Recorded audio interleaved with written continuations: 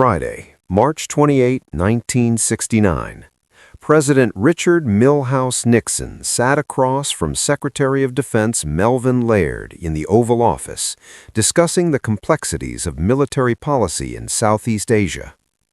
The morning had been consumed by a National Security Council meeting, and the afternoon had been deliberately cleared for personal time. But history, as it often does, had other plans. At 12:25 in the afternoon, Dwight David Eisenhower died at Walter Reed Army Hospital. Shortly after, H.R. Haldeman, Nixon's chief of staff, encountered Dr. William Tkach, one of the physicians attending Eisenhower, in the hallway.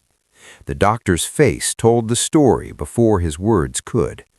The 34th President of the United States, the supreme commander of Allied forces in Europe during World War II, the man whose very nickname had become a rallying cry for a nation, was gone. Tkach and Haldeman walked through the hall door into the Oval Office together. The physician delivered the news to the president, then turned and left the room immediately, understanding that what would follow required privacy. In that moment, standing in the office he had occupied for barely 2 months, Richard Nixon faced a loss that transcended politics, transcended the complexities of their relationship, and touched something far more fundamental. The man who had been his mentor, his commander, his political partner, and, in ways both simple and complicated, his friend, was gone. What Nixon said in the hours, days, and weeks that followed would reveal not just the nature of their relationship, but the character of both men.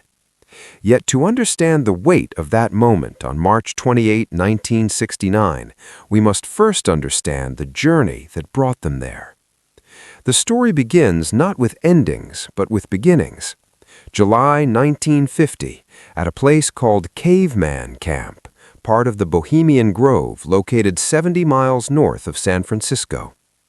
It was there that Congressman Richard Nixon from California first met General Dwight Eisenhower. The occasion was a small lunch party hosted by former President Herbert Hoover. Nixon sat a few seats down on the left, across from Eisenhower, who sat to the right next to Hoover at the head of the table. Nixon would later reflect on Eisenhower's speech that day. He noted that it was not a polished speech, but Eisenhower delivered it without notes and had the good sense not to speak too long. What struck Nixon most was a single line that drew significant applause. Eisenhower's comment that he did not see why anyone who refused to sign a loyalty oath should have the right to teach at a state university. It was the early 1950s, and the specter of communism loomed large over American political discourse. At that time, Nixon was in the middle of his successful Senate campaign.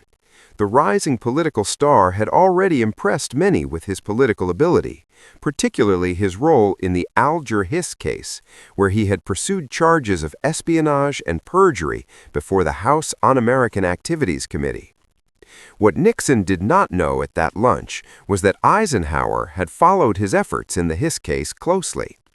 The general had taken note of this young congressman who had helped expose one of the most famous alleged Soviet spies in American history. The meeting seemed to leave little impression on Eisenhower at the time. He is never known to have commented on it in later life. But seeds were planted that day that would grow into one of the most significant political partnerships of the 20th century. By 1952, both men stood at crossroads. Eisenhower, the war hero with unmatched military credentials and moral authority, faced a decision about whether to seek the Republican nomination for president. Nixon, still young at 40 years old, had established himself as a staunch Republican with a strong anti-communist stance. The contrast between them was stark. Eisenhower was 62, carrying nearly 40 years of military career on his shoulders. Nixon was a World War II Navy veteran with a 5-year political career. When Eisenhower decided to run and defeated Senator Robert Taft for the nomination, he needed to appease the right-wing old guard of the Republican Party. His selection of Richard Nixon as vice president was designed in part for that purpose. Nixon brought youth to counter Eisenhower's more advanced age. He brought a strong anti-communist reputation that played well with the party's conservative base. The ticket was formed not primarily from friendship, but from political necessity and strategic calculation. Yet what emerged over the next 8 years defied the simplistic narratives that would later dominate historical accounts. The relationship between President Eisenhower and Vice President Nixon was neither the warm mentorship some imagined, nor the cold political arrangement others claimed. It was something more complex, more human, and ultimately more consequential than either extreme suggested. During those 8 years, from 1953 to 1961, Nixon served as one of the most active and engaged vice presidents in American history to that point. He was deeply involved in far-reaching initiatives and emerged as one of Eisenhower's most important presidential advisors.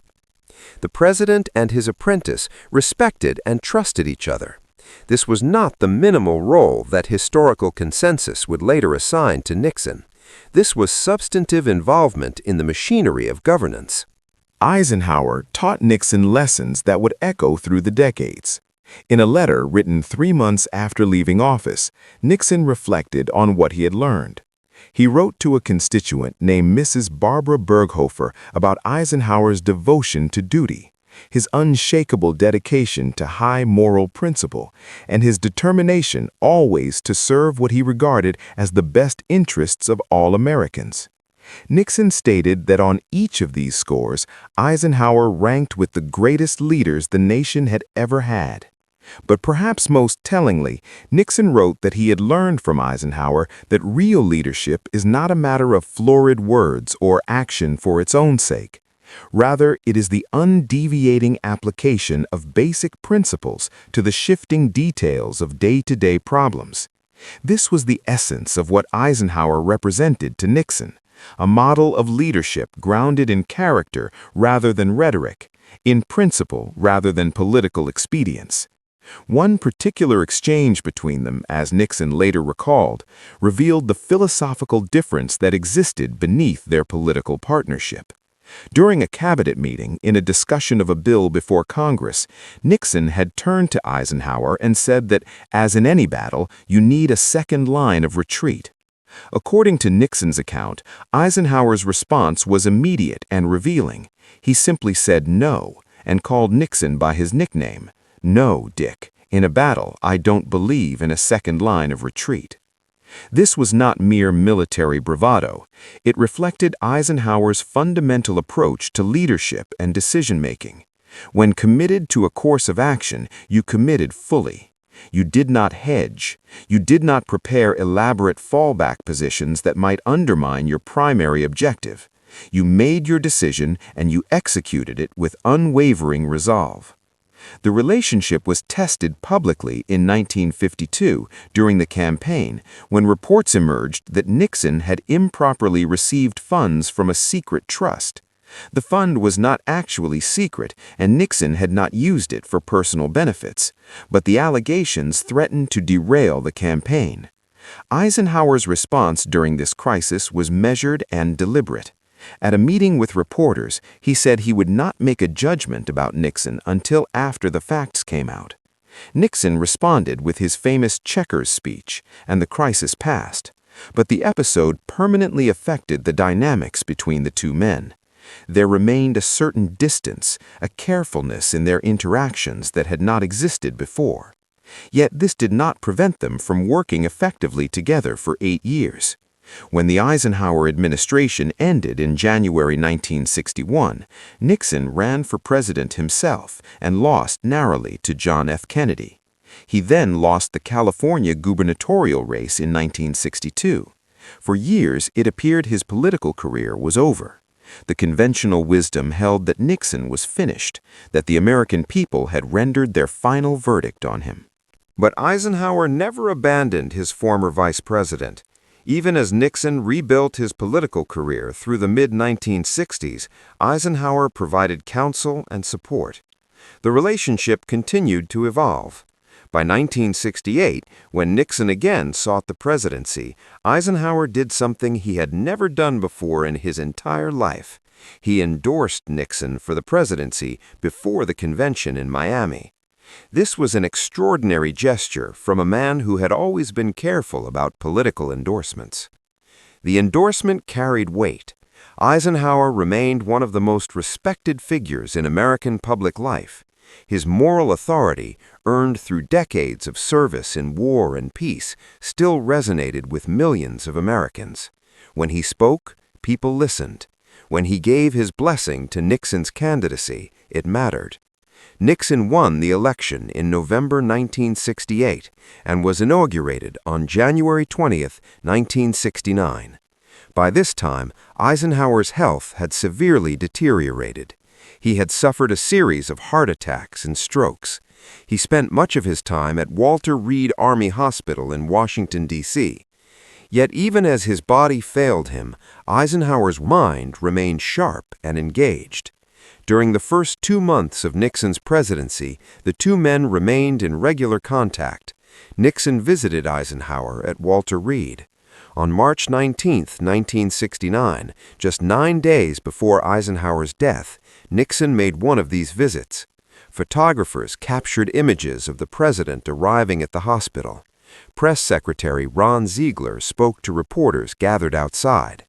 It was another in a series of visits that had become routine, though everyone understood that each one might be the last.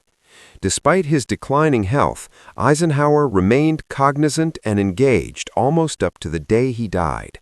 He continued to counsel Nixon on policy matters. He offered the wisdom earned through decades of experience in the highest levels of American government and military command. The apprentice had become the president, but the teacher still had lessons to share. Then came March 28, 1969. That Friday morning proceeded as planned. The National Security Council meeting, the discussions with Secretary Laird. The afternoon deliberately left clear. And then Dr. Koch appeared in the hallway with the news that changed everything. According to the diaries of H.R. Haldeman, Nixon's chief of staff, when Nixon received the news in the Oval Office, he started to cry, just standing there, before walking into a smaller room and sobbing, calling Eisenhower a strong man. Also, Nixon's immediate concern turned to practical matters and to people. He asked who else should be informed. He realized that Mamie Eisenhower, the general's widow, needed to be notified. Nixon then went to Camp David to work on the eulogy in solitude. From there, he called Julie Nixon, his daughter, who was at the White House, to discuss the timing of television specials that would need to air. Mrs. Eisenhower was there and came to the phone. When Mamie realized Nixon was calling from Camp David, she said something that clearly affected him emotionally. She told him that Camp David was Ike's favorite spot in the world, and she was so glad the president was there. Nixon explained he was working on a eulogy and had wanted to get away to focus on it. They had what Haldeman described as a fairly long and good chat. The president asked to have Eisenhower's Guildhall speech sent to Camp David. This was the address Eisenhower had delivered in London in 1945 after VE Day, when the triumphant Supreme Commander of Allied forces in Europe received the freedom of the City of London at a ceremony in the historic Guildhall. In that eloquent address, Eisenhower had said something that Nixon would quote in his own statements about the general's death. In the Guildhall speech, Eisenhower had declared, "I come from the heart of America." And he had spoken about inner things, about intangibles that are the real treasures free men possess. These words would echo through Nixon's response to Eisenhower's death, finding their way into the official proclamation and into the eulogy Nixon would deliver. On March 28, 1969, the same day Eisenhower died, Nixon issued an official statement. In it, he addressed Eisenhower in three distinct capacities, recognizing the different dimensions of their relationship and the general's legacy. As president, Nixon saluted Eisenhower for his services as a soldier, statesman, and peacemaker. As the one who was privileged to serve for 8 years as Eisenhower's vice president, Nixon paid tribute to him as an inspiring leader and a great teacher. As a person who was proud to have been Eisenhower's friend, Nixon offered personal remembrance. In the statement, Nixon declared that General Eisenhower held a unique place in America's history, in its heart, and in the hearts of people the world over. For a quarter of a century, Nixon noted, Eisenhower had spoken with a moral authority seldom equaled in American public life. This authority came not only from holding the nation's highest military rank and its highest civilian office, but more importantly from the kind of man he was. Nixon described Eisenhower as a man of great strength, wisdom, and compassion. But two qualities stood out above all in both his public and private life: an unwavering sense of duty and the principle that whatever he did because he believed it was right. These were not abstract tributes. They were specific observations born from 8 years of close collaboration and continued friendship. The measure of Eisenhower's place in history, Nixon stated, required reaching back 2 centuries to the first days of the Republic to find another American who was a citizen first in war, first in peace, and first in the hearts of his countrymen. This was a deliberate invocation of Henry Lee's famous 1799 eulogy for George Washington, an equation of Eisenhower with the father of the country himself. It was a bold claim, but one that Nixon believed and that many Americans would accept. That same day, Nixon issued Proclamation 3907, officially announcing Eisenhower's death. The proclamation ordered that the flag of the United States be displayed at half-staff at the White House and on all buildings, grounds, and naval vessels for 30 days from the day of death. Representatives of the United States in foreign countries were directed to make similar arrangements at their embassies, legations, and facilities abroad, including all military installations. Nixon appointed Monday, March 31, 1969, as a national day of mourning throughout the United States. He recommended that people assemble in their places of worship to pay homage of love and reverence to Eisenhower's memory. He invited the people of the world who shared America's grief to join in this day of mourning and rededication. In the proclamation, Nixon quoted from Eisenhower's Guildhall speech, those words about inner things and intangibles that are the real treasures free men possess. Nixon wrote that as a soldier, Eisenhower was guided by those inner things. As president, he was strengthened by their wisdom and by the knowledge that ancient virtues, intangible but unconquerable, could offer comfort even during the darkest hours. The proclamation concluded with words that revealed Nixon's understanding of Eisenhower's lasting significance. The memory of his greatness is now one of those real treasures free men possess. It belongs now to all Americans, and in its simplicity, its devotion, its courage, and its compassion, his life will shape the future as it shaped our time. But Nixon's most substantial and revealing statement came on March 30, 1969, when he delivered a eulogy at the Capitol during Eisenhower's state funeral. Standing before Mrs. Eisenhower, foreign dignitaries, and friends of Dwight David Eisenhower in America and throughout the world, Nixon spoke words that went beyond political tribute to touch something deeper about character, leadership, and what it means to serve. Nixon began by acknowledging that they gathered in mourning, but also in gratitude. They mourned Eisenhower's death, but were grateful for his life. They gathered conscious of the fact that in paying tribute to Dwight Eisenhower, they celebrated greatness itself. When thinking of Eisenhower's place in history, Nixon reflected, one thought inevitably of the other giants of World War II. But Eisenhower's qualities of greatness were unique. Nixon then shared an anecdote that captured this uniqueness. It was 1945, shortly after VE Day, at that ceremony in London's historic Guildhall, where Eisenhower received the freedom of the City of London.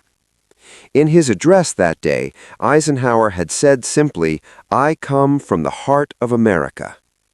Perhaps no one sentence, Nixon observed, could better sum up what Dwight Eisenhower meant to a whole generation of Americans. This was not about military genius or political acumen, though Eisenhower possessed both. It was about embodying something essential in the American character, about representing values and virtues that resonated with millions.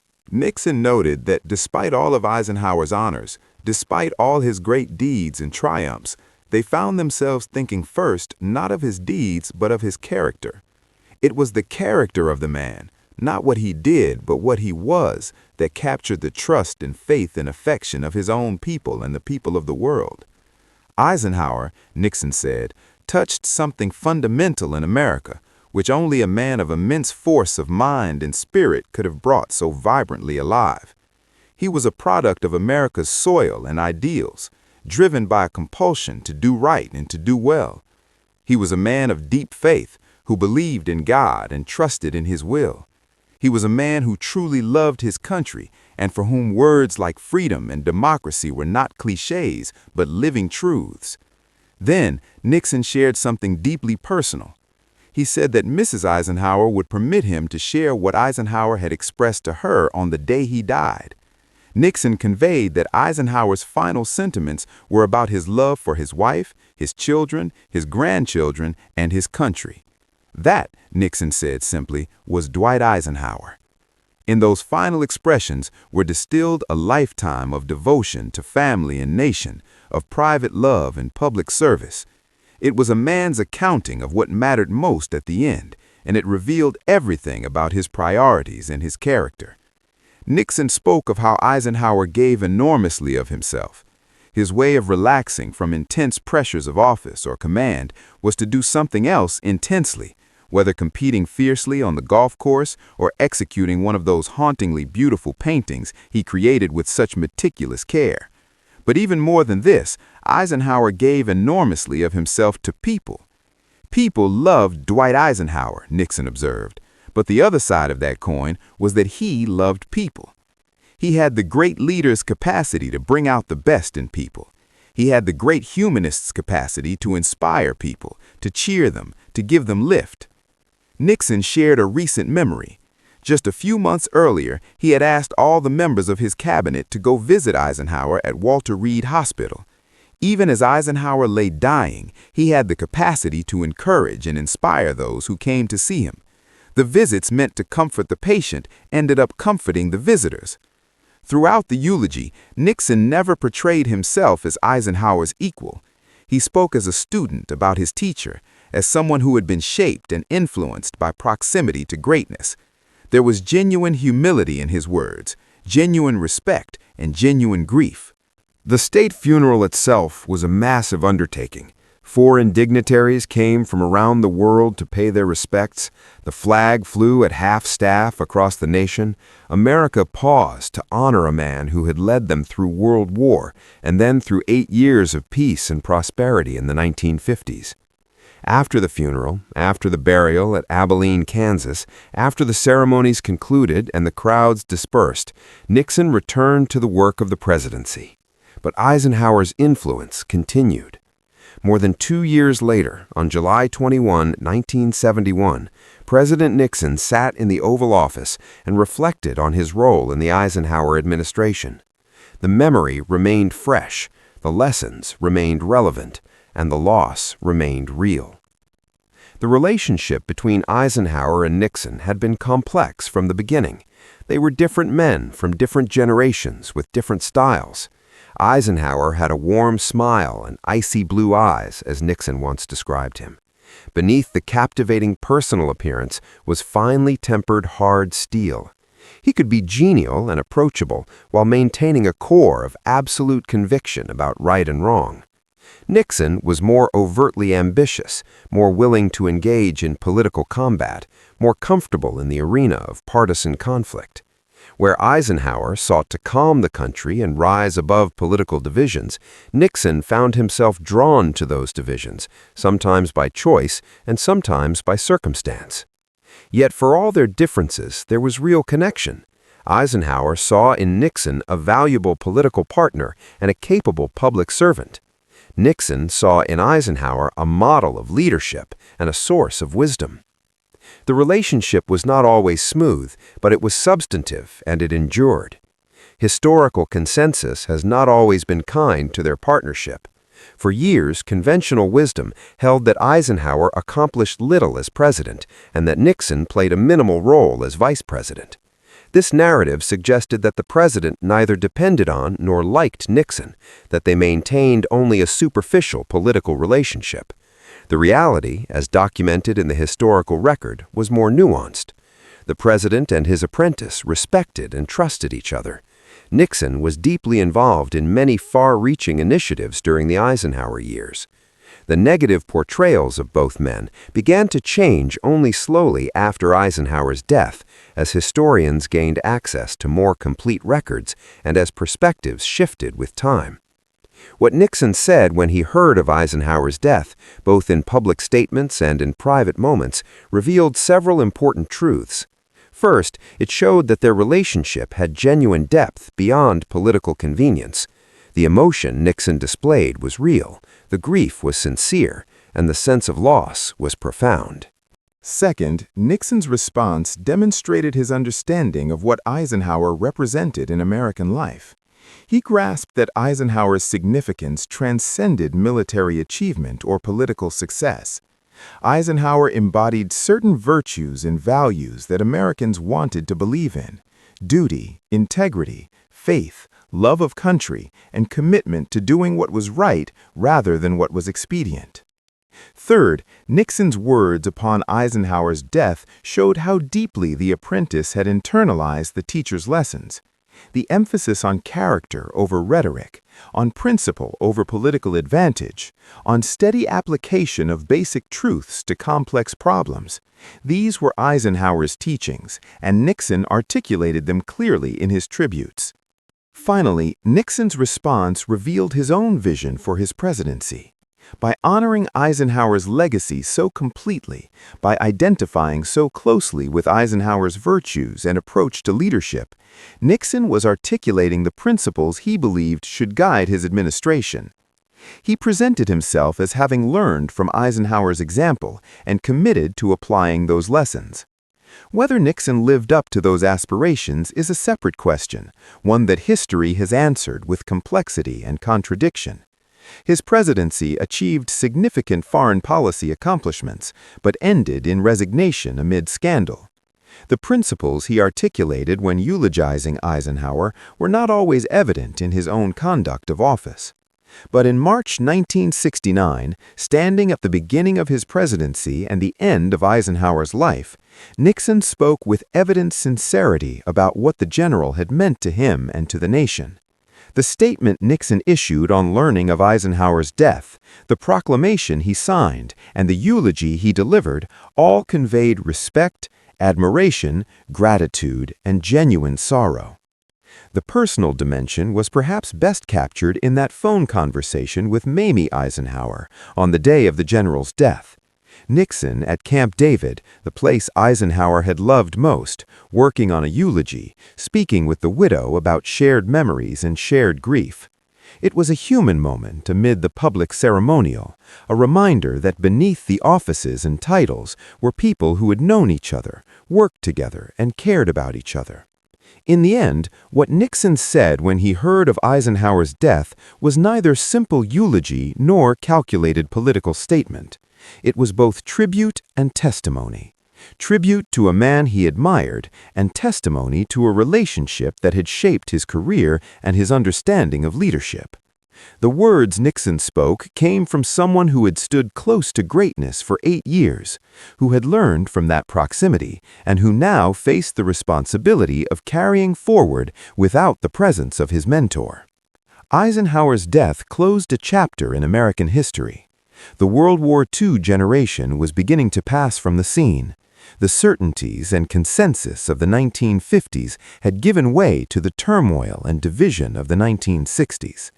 Nixon would have to navigate this new landscape without the steady presence of the man who had guided him through the earlier era. But Eisenhower's influence would persist.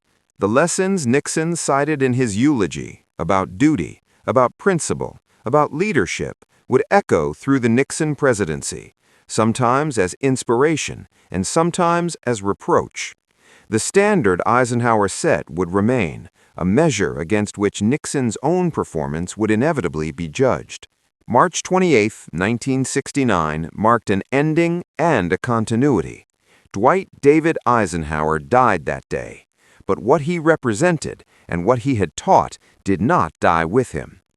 In Nixon's immediate response to the news, in his carefully crafted public statements, and in his emotional eulogy, we see both personal grief and public recognition of a significant historical moment. We see a student honoring his teacher, a vice president remembering his president, and a friend mourning another friend. The story of what Nixon said when he heard of Eisenhower's death is ultimately a story about relationships, about influence, about the transfer of responsibility from one generation to another. It is a story about how we remember and honor those who shape us, and about how we carry forward the lessons they taught us, even when they are no longer present to guide us. In the Oval Office on that Friday afternoon, receiving the news from Dr. Tkach, Richard Nixon faced a moment of profound personal and historical significance. The man who had been his commanding presence for nearly 2 decades was gone. What Nixon said and did in response revealed much about both men and about the nature of leadership, legacy, and loss in American public life. This presentation is based on verified historical records, including presidential statements, archival materials from the Richard Nixon Presidential Library and National Archives, H.R. Haldeman's diaries, published memoirs, scholarly books, contemporary news coverage, and official government documents. All quotations and factual claims have been cross-referenced with primary sources. Historical interpretations may vary among scholars and historians. Viewers are encouraged to consult the cited sources for further research and independent verification. This content is intended for educational purposes.